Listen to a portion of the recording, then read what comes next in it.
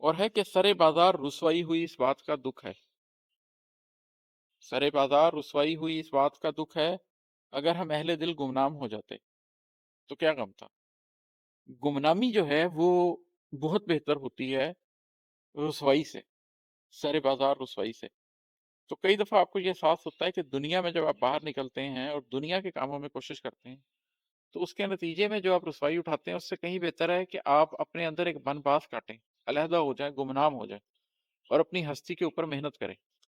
तो ये भी उस इब्तदाई कैफियत का इजहार करता है जिसमें मैं अभी मामलात को समझने की कोशिश कर रहा था और इस नुक्ते तक पहुंचने की कोशिश कर रहा था कि दुनिया क्या कर रही है और अपनी जात के अंदर जाना चाह रहा था।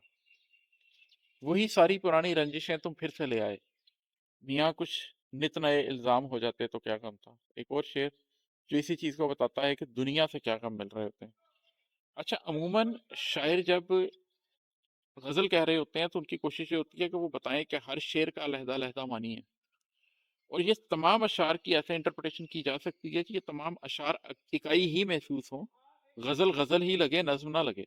गजल के हर शेर के मानी अलहदा अलहदा खुले और मैं इनकी वो इंटरप्रिटेशन कर सकता हूँ। लेकिन मैं यहाँ पर शायर बन के नहीं बैठा हुआ और मैं शेर की इंटरप्रिटेशन करवा के वाह वाह नहीं करवाना चाहता कि मैं हर शेर को एक नया मानी दूं, बल्कि मैंने ये तमाम अशार जिंदगी की जिस मंजिल की तरफ जाने के लिए लिखे। मैं क्योंकि सब कुछ उससे कनेक्ट करता हूँ, इसलिए मैं शेर की तशरीह करते हुए भी इसको उस हवाले से ही बयान करता हूँ। मेरा मकसद शेर की तारीफ, शायर की तारीफ या उस शेर में कितनी जिद्दत सोच है उसको बयान करना नहीं है, बल्कि मेरा मकसद ये है कि इन अशार को सुनकर आपके अंदर का सफर किसी तरीके से आगाज हो सके।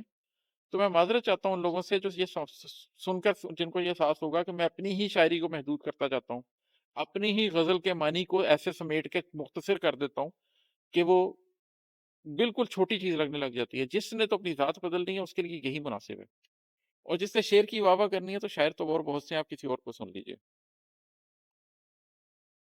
हमारी जिंदगी जाया भी हो जाती तो सह लेते, कम से कम आपके कुछ काम हो जाते तो क्या गम था। इमाद उस शख्स ने एक दिन हमें आवाज तो दी थी, अगर हम रुक के उसके नाम हो जाते तो क्या गम था।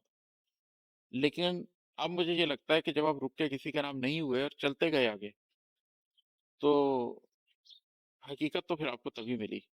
आप अपने आप को पा नहीं सकते जब तक आप ये सब कुछ छोड़ ना दें। बड़ी मंजिल के मुसाफिर को छोटी मंजिल छोड़नी पड़ती है। गमे हस्ती का मुसाफिर को गमे दौरां जानते बूझते इग्नोर करना ही पड़ता है।